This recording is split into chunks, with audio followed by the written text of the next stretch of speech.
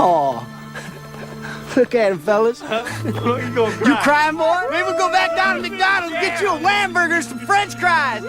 You little sissy boy! Yo, Brandon, what up, G? I don't think that you are an Oscars guy, but I may be wrong. No, I'm not. Unfortunately, I did not watch the Oscars. Neither did Danielle, my wife. That's not something that we we've really enjoyed. Yeah, dude, you have to serve with Rashida Tlaib and Ilhan Omar, so you get to see best actresses all the time in the halls of Congress. I'm sure you've seen plenty of acting and Oscar-worthy performances. Like at the State of the Union. Yeah. There's far more acting talent, I would imagine, on the Democrat side of the aisle in Congress than there is in Hollywood. That's right. What's the difference these days? What's the difference? You are a proud father. I believe you have 2 children. Is that correct? Am I keeping count 2 correct? young Okay, children. That's great. People do this to us all the time. Young families. It's hard to keep track, honestly. And I thought it was kind of cool though, right? I thought it was neat to see some strange veneration actually of fatherhood, motherhood, parenthood, a little bit of Christendom actually shining through in the anti-Christian Hollywood satanic cesspool. I think that's kind of neat. I think that's a W. What do you think? Oh, I think it's a huge win. I mean, that's what, there's been such a disconnect between the elites in Hollywood and normal people in the rest of the country who go to church every Sunday and believe in God and believe in things that are good, true, and beautiful. And it's nice to see that disconnect at least get smaller, even for just a short period of time. I mean, to your point, I don't watch the Oscars and neither does anybody in my family. And that's because for so long, Hollywood has become little more than just a cesspool of cultural rot. I mean, there's very little of cultural or aesthetic value that Hollywood has produced in the past several decades. I mean, these are people who generally, as a general matter, disdain everything that I love and stand for. They disdain generally our faith. They disdain our culture. They disdain our country and our heritage. All of the things that we believe make this country great and that are good, true, and beautiful, they stand against. So it is good to finally see somebody within that dark world who actually, at least to a small degree, reflects the values that the rest of the country hold. Yeah, it's amazing. We heard some preening and mewling, virtue signaling speeches about crackdowns on free speech, right, and authoritarian dictatorships. But they don't say anything about Iran. They say nothing about Venezuela. They say nothing about Cuba. They say nothing about President Trump global wins. It seems quite, and they would of course never dare criticize communist China. That's where they need their money, right? Mm-hmm. Oh yeah, it's all just hollow virtue signaling. I mean, they're well aware of what kind of rhetoric is tolerated in Hollywood and what isn't. You can go so far as to say you love your children. At least they're allowed to say that, but they're certainly not allowed to say that they have any affinity for conservatives or Christians more broadly, and certainly not for anything President Trump has done that's been great for the country.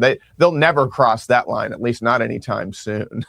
I think it was remarkable that we didn't hear any complaining about the police or cops, given the fact that there was a massive FBI and Secret Service presence at the Oscars itself and federal law enforcement presence at the Oscars itself because of a Iranian drone threat.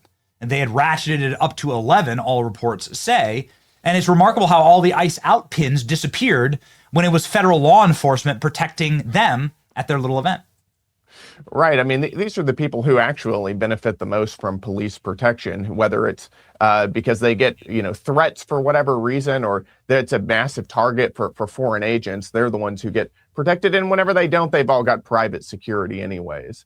But it's really easy whenever you're in that kind of bubble to look down on the rest of America who wants to exercise our Second Amendment rights, or who wants to make sure that our local police departments are not only fully funded, but actually from a morale standpoint, supported by the people.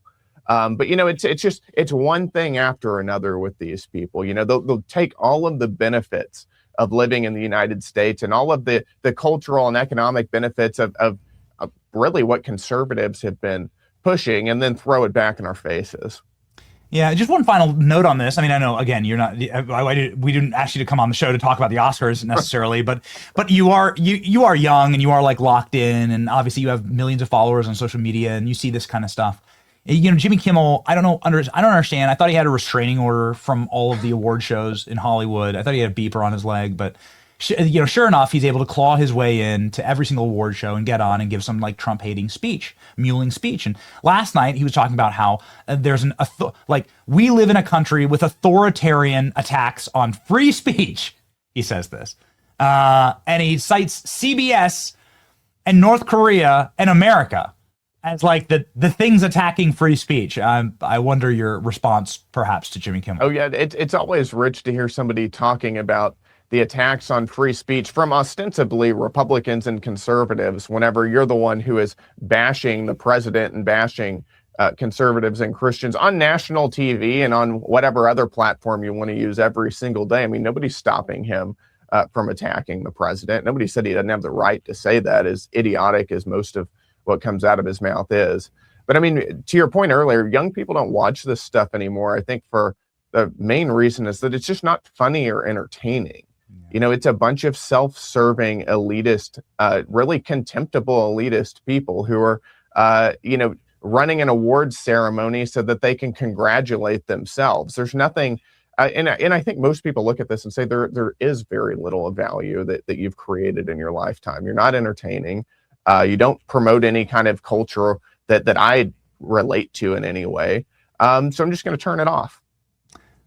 Brandon, self-serving elitists is like a great segue into the U.S. Senate and a wonderful opportunity to talk about the SAVE Act and what the hell is going on up there in the Senate. Although I did hear some good news, perhaps this weekend, that we may actually get a true debate. We might actually be getting closer to doing a proper filibuster of the SAVE Act in the Senate. You've obviously been the co-signer of the bill and its initial advocate and somebody who's been beating the pavement and hitting the bricks for this.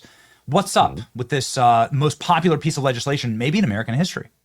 Oh, and yeah, that's the thing. The American people look at this right now, especially Republican voters, and they say, we elected you guys. We gave you a control of the House and the Senate and the presidency. Now you've got the most common sense piece of legislation you could possibly contemplate. And you can't even get this done. So right now, as you know, we passed it out of the House. It's stuck in the Senate. It looks like things are moving in the right direction in the Senate right now. They are starting debate on this bill. It looks like that debate is going to last quite some time without getting into all of the nuances of Senate procedure. Leader Thune is doing what's called filling the tree. So they're putting Republican amendments onto this core piece of legislation as a means of sort of prolonging debate. It's almost like one step short of a talking filibuster. So I'm happy to see that. But I think what we need to recognize is it's not over until it's over. The goal here is not to put this up for a vote in the Senate, to put people on record and see who stands for the SAVE Act and who doesn't. The goal is to get this bill to the president's desk so that he can sign it into law to make sure that illegal aliens are not voting in our elections. That's the whole purpose of all of this.